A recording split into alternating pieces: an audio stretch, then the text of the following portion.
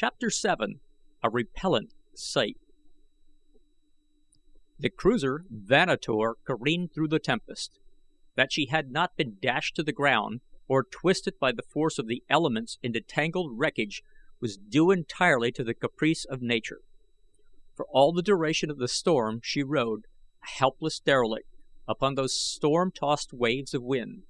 But for all the dangers and vicissitudes they underwent, she and her crew might have borne charmed lives up to within an hour of the abating of the hurricane. It was then that the catastrophe occurred. A catastrophe, indeed, to the crew of the Vanator and the kingdom of Gathol. The men had been without food or drink since leaving Helium, and they had been hurled about and buffeted in their lashings until all were worn to exhaustion. There was a brief lull in the storm, during which one of the crew attempted to reach his quarters, after releasing the lashings which had held him to the precarious safety of the deck. The act in itself was a direct violation of orders, and in the eyes of the other members of the crew, the effect, which came with startling suddenness, took the form of a swift and terrible retribution. Scarce had the man released the safety straps ere a swift arm of the storm monster encircled the ship, rolling it over and over, with the result that the foolhardy warrior went overboard at the first turn. Unloosed from their lashing by the constant turning and twisting of the ship and the force of the wind, the boarding and landing tackle had been trailing beneath the keel, a tangled mass of cordage and leather. Upon the occasions that the Vanator rolled completely over, these things would be wrapped around her until another revolution in the opposite direction, or the wind itself, carried them once again clear of the deck to trail, whipping in the storm, beneath the hurtling ship. Into this fell the body of the warrior, and as a drowning man clutches at a straw, so the fellow clutched at the tangled cordage that caught him and arrested his fall. With the strength of desperation he clung to the cordage, seeking frantically to entangle his legs and body in it. With each jerk of the ship, his handholds were all but torn loose, and though he knew that eventually they would be, and that he must be dashed to the ground beneath, yet he fought with the madness that is born of hopelessness for the pitiful second which but prolonged his agony. It was upon this sight, then, that Gahan of Gathol looked, over the edge of the careening deck of the Vanator, as he sought to learn the fate of his warrior. Lashed to the gunwale close at hand, a single landing leather that had not fouled the tangled mass beneath whipped free from the ship's side, the hook snapping at its outer end. The Jed of Gathol grasped the situation in a single glance. Below him, one of his people looked into the eyes of death. To the Jed's hand lay the means for succor. There was no instant's hesitation. Casting off his deck lashings, he seized the landing leather and slipped over the ship's side. Swinging like a bob upon a mad pendulum, he swung far out and back again, turning and twisting 3,000 feet above the surface of Barsoom, and then, at last, the thing he had hoped for occurred. He was carried within reach of the cordage, where the warrior still clung, though with rapidly diminishing strength. Catching one leg on a loop of the tangled strands, Gahan pulled himself close enough to seize another quite near to the fellow. Clinging precariously to this new hold, the Jed slowly drew in the landing leather, down which he had clambered until he could grasp the hook at its end. This he fastened to a ring in the warrior's harness, just before the man's weakened fingers slipped from their hold upon the cordage.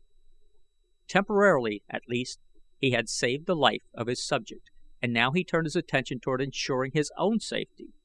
Inextricably entangled in the mess to which he was clinging were numerous other landing hooks, such as he had attached to the warrior's harness, and with one of these he sought to secure himself until the storm should abate sufficiently to permit him to climb to the deck.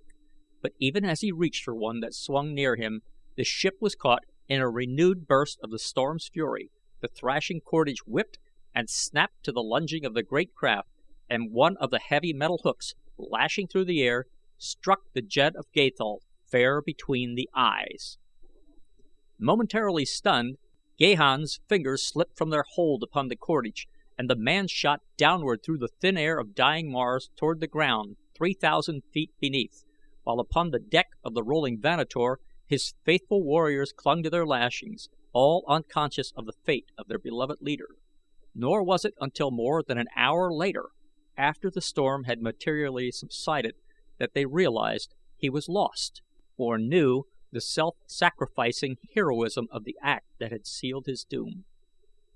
The Vanator now rested upon an even keel as she was carried along by a strong though steady wind. The warriors had cast off their deck lashings, and the officers were taking account of losses and damage when a weak cry was heard from oversides, attracting their attention to the man hanging in the cordage beneath the keel. Strong arms hoisted him to the deck, and then it was that the crew of the Vanator learned of the heroism of their Jed and his end. How far they had traveled since his loss they could only vaguely guess, nor could they return in search of him in the disabled condition of the ship. It was a saddened company that drifted onward through the air toward whatever destination fate was to choose for them. And Gahan, Jed of Gathol, what of him? Plummet-like he fell for 1,000 feet, and then the storm seized him in its giant clutch and bore him far aloft again. As a bit of paper borne upon a gale, he was tossed about in mid-air, the sport and plaything of the wind. Over and over it turned him, and upward and downward it carried him, but after each new sally of the element he was brought nearer to the ground. The freaks of cyclonic storms are the rule of cyclonic storms. Demolish giant trees, and in the same gust they transport frail infants for miles and deposit them unharmed in their wake. And so it was with Gahan of Gathol. Expecting momentarily to be dashed to destruction, he presently found himself deposited gently upon the soft ochre moss of a dead sea bottom, bodily no worse off for his harrowing adventure than in the possession of a slight swelling upon his forehead where the metal hook had struck him. Scarcely able to believe that fate had dealt thus gently with him, the Jed arose slowly, as though more than half convinced that he should discover crushed and splintered bones that would not support his weight. But he was intact. He looked about in a vain effort at orientation. The air was filled with flying dust and debris. The sun was obliterated. His vision was confined to a radius of a few hundred yards of ochre moss and dust-filled air. 500 yards away, in any direction, there might have arisen the walls of a great city, and he not known it. It was useless to move from where he was until the air cleared, since he could not know in what direction he was moving, and so he stretched himself upon the moss and waited, pondering the fate of his warriors and his ship, but giving little thought to his own precarious situation. Lashed to his harness were his swords, his pistols, and a dagger, and in his pocket pouch a small quantity of the concentrated rations that form a part of the equipment of the fighting men of Barsoom. These things, together with trained muscles, high courage, and an undaunted spirit, sufficed him for whatever misadventures might lie between him and Gathol, which lay in what direction he knew not, nor at what distance. The wind was falling rapidly, and with it the dust that obscured the landscape.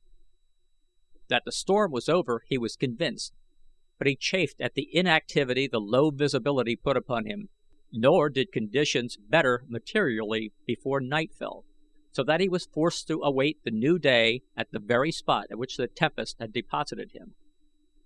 Without his sleeping silks and furs he spent a far from comfortable night, and it was with feelings of unmixed relief that he saw the sudden dawn burst upon him.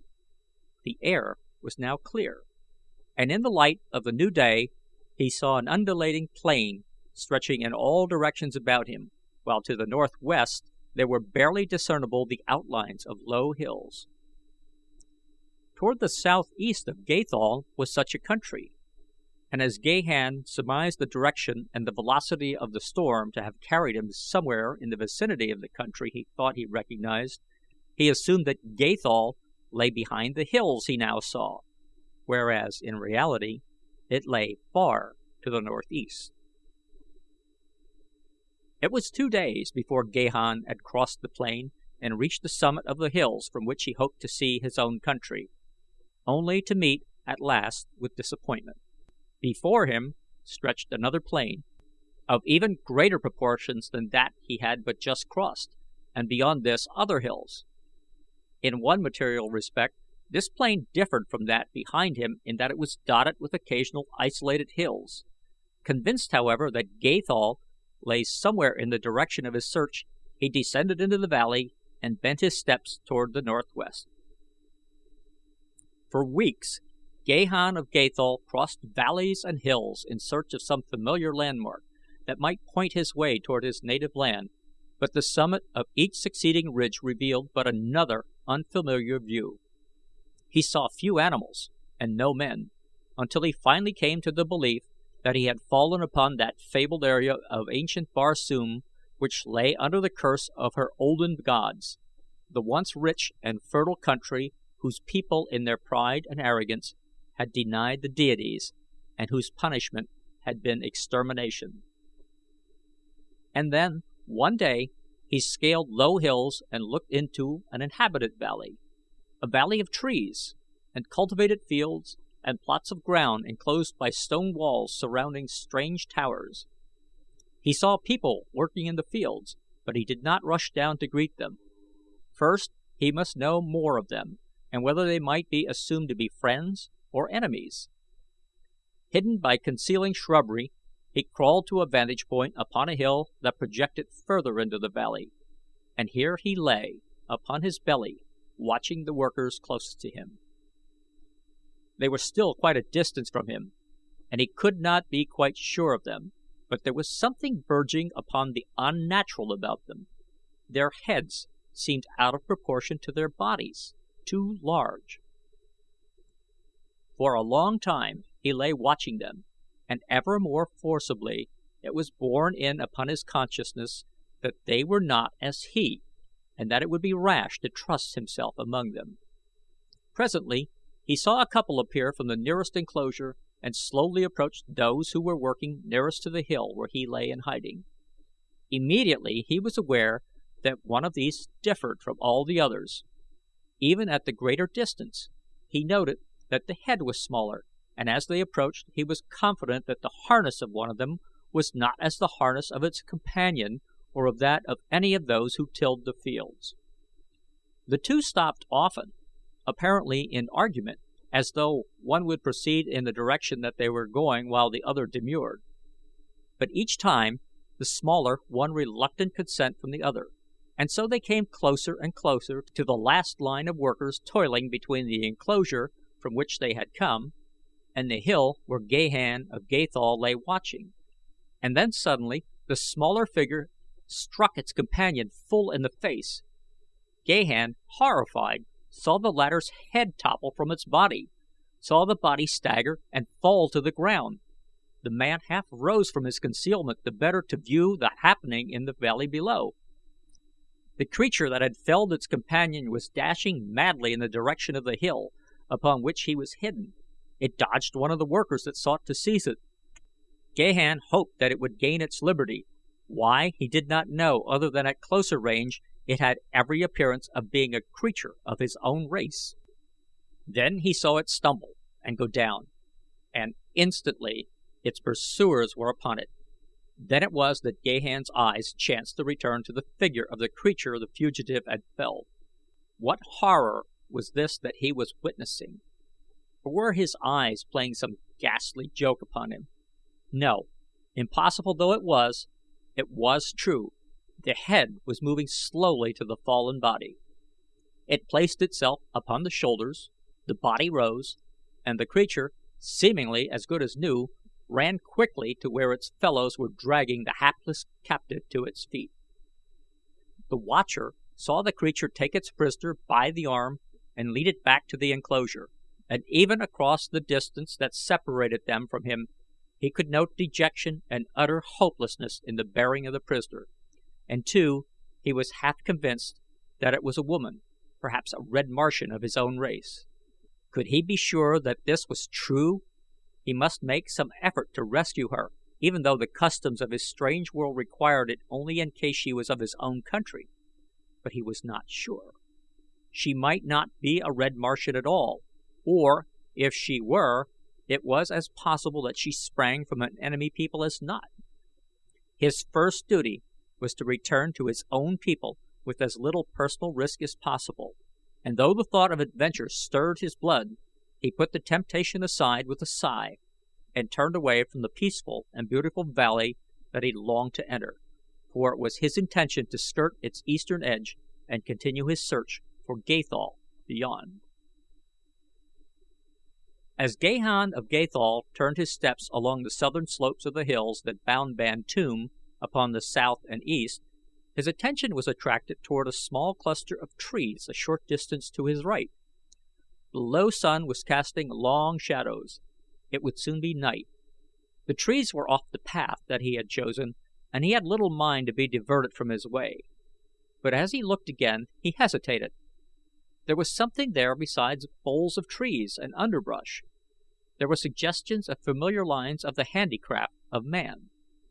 Gahan stopped and strained his eyes in the direction of the thing that had arrested his attention. No, he must be mistaken. The branches of the trees and a low bush had taken on an unnatural semblance in the horizontal rays of the setting sun. He turned and continued on his way, but as he cast another side glance in the direction of the object of his interest, the sun's rays were shot back into his eyes from a glistening point of radiance among the trees. Gahan shook his head and walked quickly toward the mystery, determined now to solve it.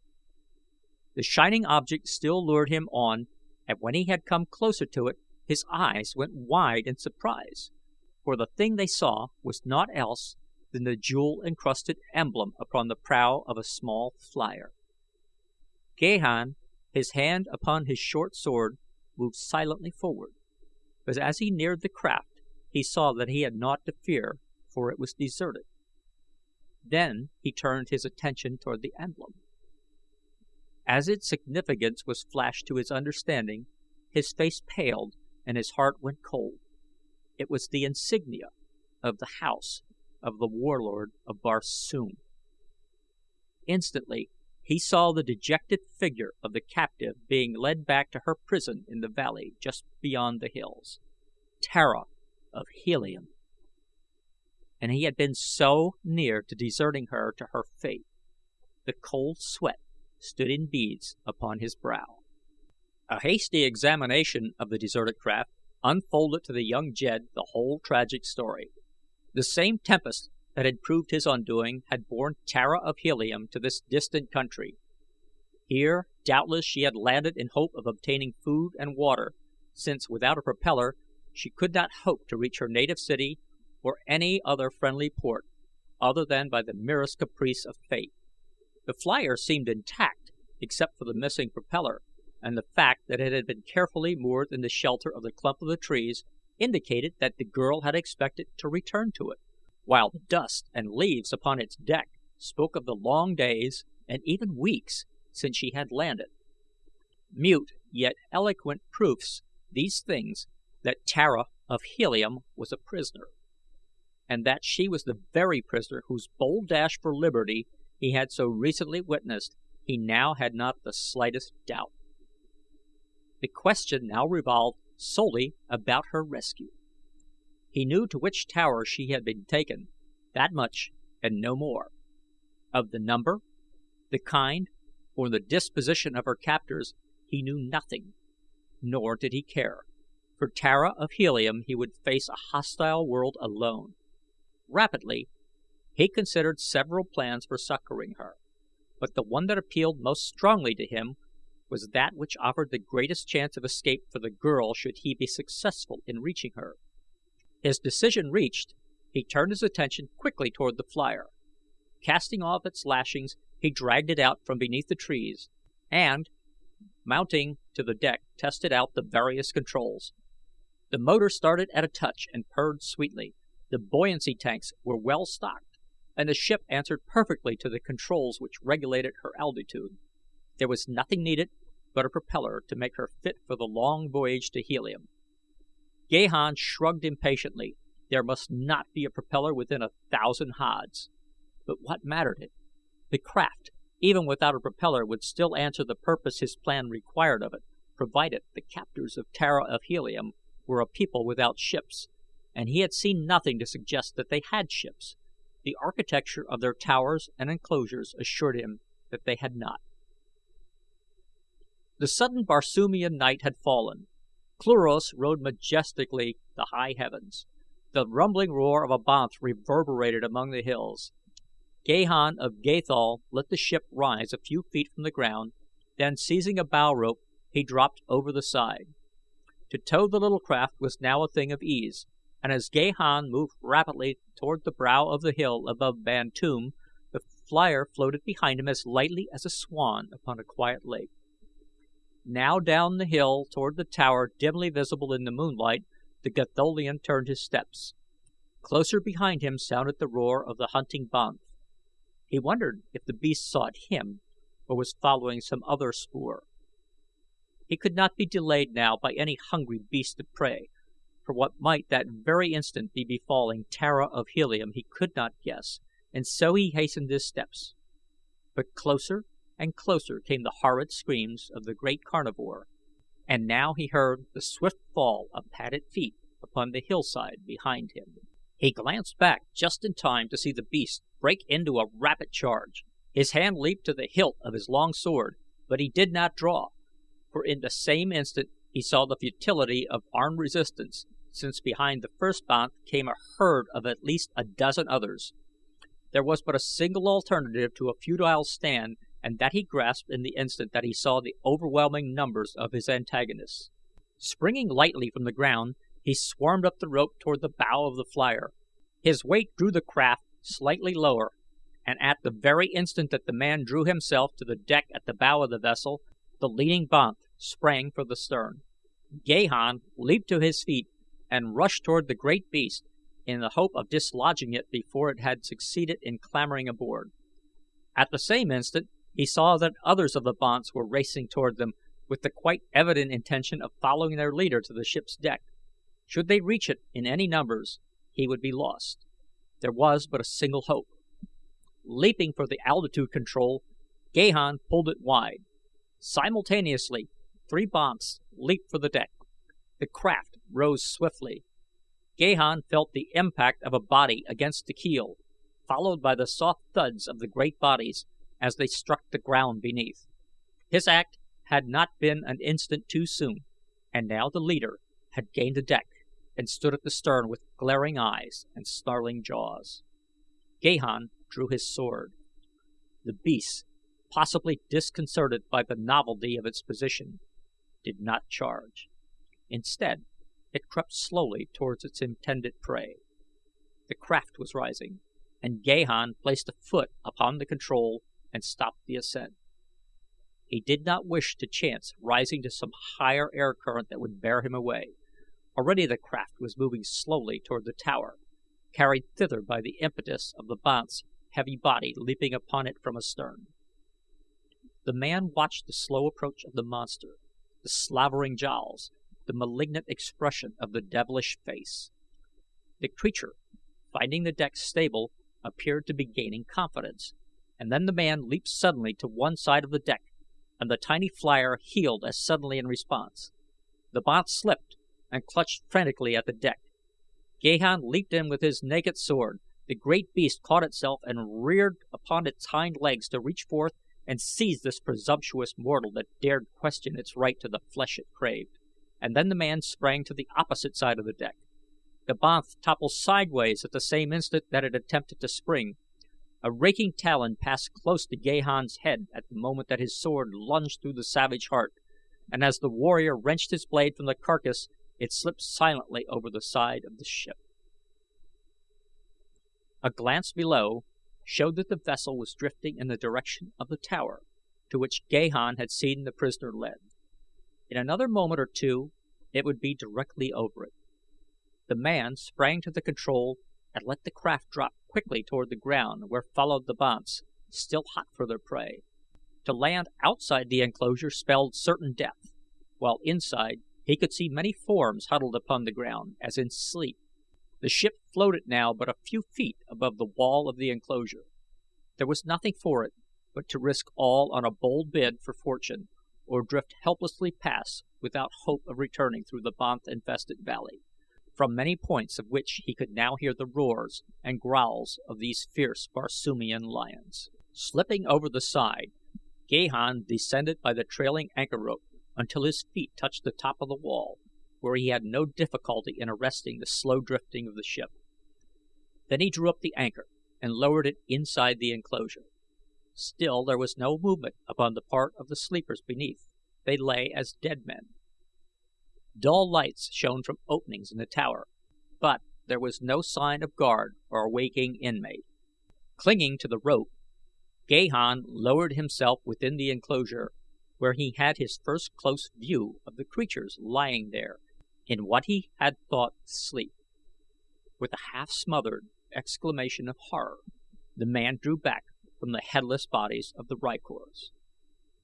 At first he thought them the corpses of decapitated humans like himself, which was quite bad enough. But when he saw them move, and realized that they were endowed with life, his horror and disgust became even greater. Here, then, was the explanation of the thing he had witnessed that afternoon, when Tara of Helium had struck the back to its body.